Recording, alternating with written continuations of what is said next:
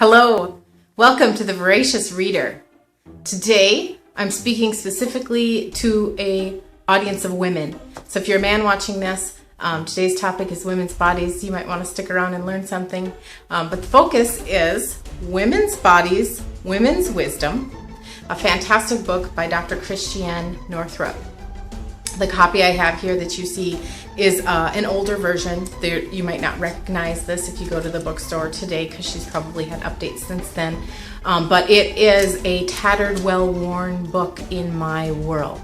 Christiane Northrup is inspiration to me because she is entering, as a young woman, entering a masculine field of medicine and having to play by the male rules in that medical world to be successful and establish herself. And after some time there, she does establish herself, and now she is a leading authority on whole body wisdom. In the dedication of the book, Christiane Northrup lists some really neat things. I want to share one of them with you.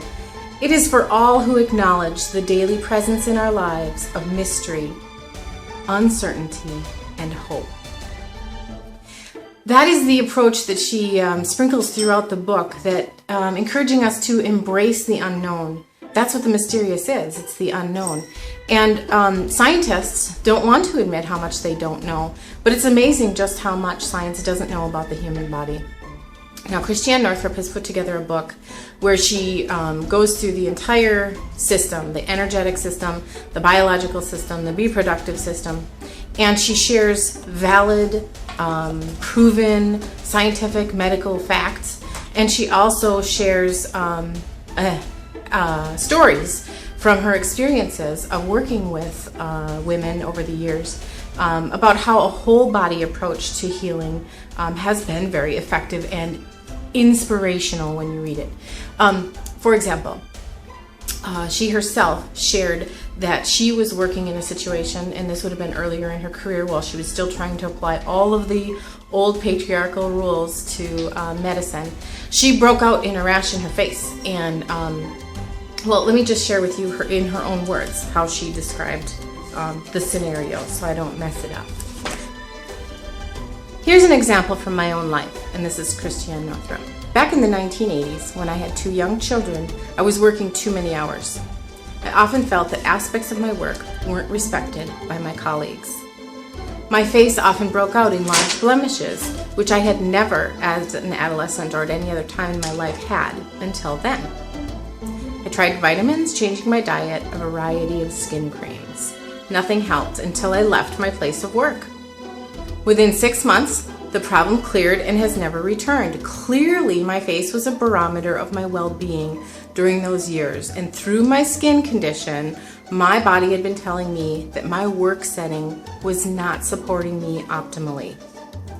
I hadn't completely accepted myself either at this point. All of these emotions lay just below the surface, although I couldn't appreciate it at the time. Once I faced my innermost needs, I left the situation that simply was not supporting me. My complexion improved automatically. As my life cleared up, so did my face. And she shares many stories throughout the book. She was one of the first women to do a women's only clinic that women would come and they'd share their experiences and what they were having. And rather than just looking at just the symptoms, she would go a little bit deeper and ask what else was going on in that woman's life.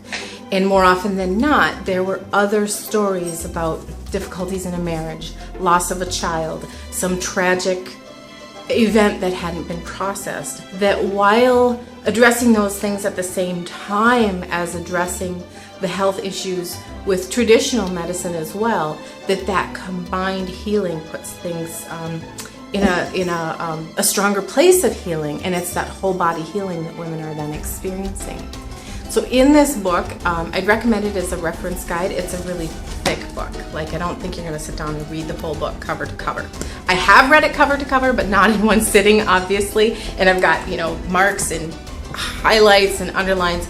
But I use it frequently, like if a family member or myself is having a pain or an issue, I will look in here at what are some of the stories around other people who've had this experience.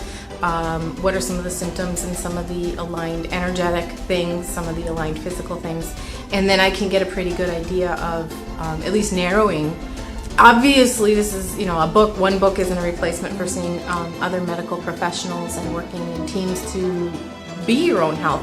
But it is time for us to be in charge of our own health. You are your best doctor, and you may not have all of the information or have read all the books or done all the schooling, but you know your body better than anyone else in the world, and you must be your own advocate.